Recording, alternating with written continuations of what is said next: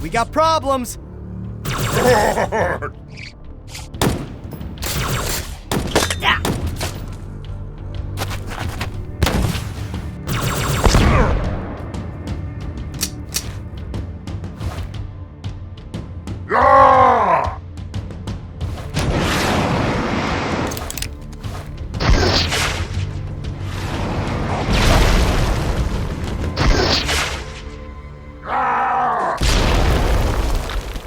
Hoorah!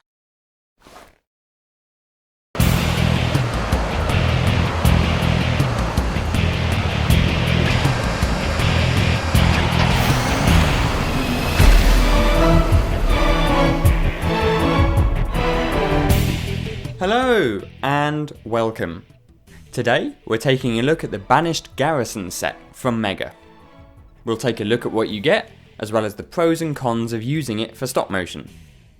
The set officially retails for $31.99, or roughly £25.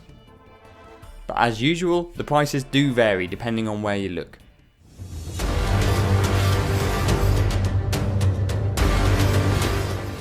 Firstly, there's a grunt mule. This time he's sporting a red colour scheme of the Banished. Like other grunts, his helmet is removable. On his back is a backpack, where you can mount up to 3 weapons. Next, there's a Banished Brute, again with removable helmet. His armour actually has 3 different paint applications. There's red armour with grey areas that match the undersuit. Then the back of the chest armour is painted to look like leather straps. You can attach the included jetpack onto his back, and the jetpack has a hole at the bottom that you can attach different things to. I used the flamethrower effect from a different set, which looked really good as a jet flame. There's an elite who's also rocking the red Banished colours.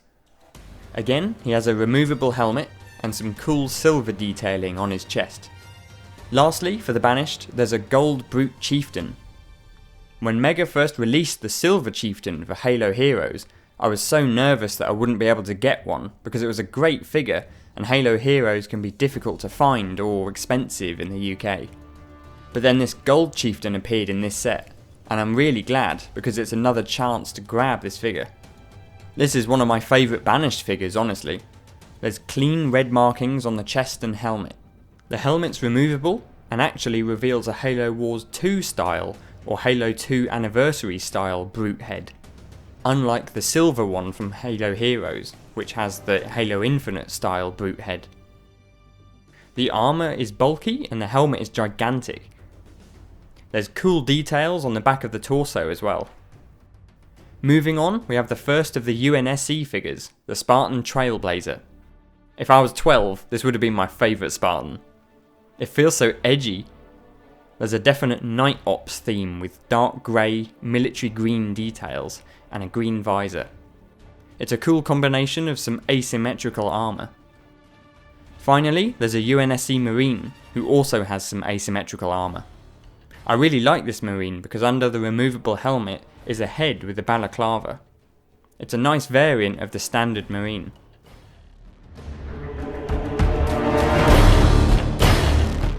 The set comes with a lot of weapons and accessories, so strap yourself in.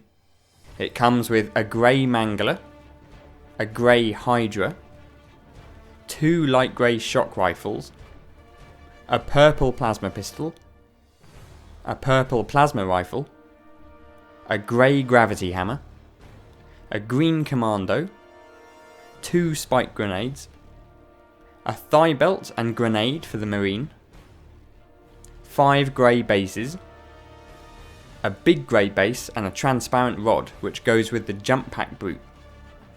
You can put the rod into the jetpack and make the Brute look like he's flying. There's also a missile pod and a tripod that it sits on. Now that is a lot of accessories.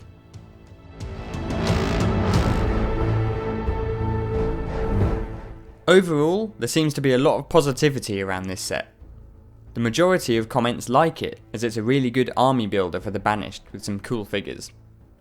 But the downsides that people have mentioned is that despite the UNSC figures being as cool as they are, It's a bit frustrating that this set should be the opposite of the Platoon pack, which had completely UNSC figures in it. But rather than the Banished Garrison be completely filled with Banished, Mega still felt the need to include UNSC figures in this set. I think they should have only had Banished figures, so this set could have been used for army building. Imagine if the Balaclava Marine had been in the Platoon pack instead, and maybe they could have included a Banished Jackal and normal Grunt in this Banished Garrison set. I think that would have been much better, and actually felt like a Banished Garrison, instead of half Banished, half UNSC. The Grunt, Brute, Elite and Marine are generic and therefore amassable. The Chieftain and Spartan are more special, so if you want to build an army of these with multiple sets, you could either sell the extras of the Chieftain and Spartan, or use them for painting customs if you do that. But if you're just buying one set, I do think it's well worth the price, especially as it's actually stayed fairly cheap over time. You get so many weapons and accessories with this set, alongside the figures, and there's some rare stuff inside this set, like the Jump Pack Brute and the Balaclava Marine. So what do you think? If there's anything you think I've missed, please let me and everyone else know in the comments. Before a new review goes up, I'll make a YouTube community post showing which set I'll be reviewing next. So please keep a lookout for those, as I'd love to hear and feature your feedback. Thanks for watching, and take care.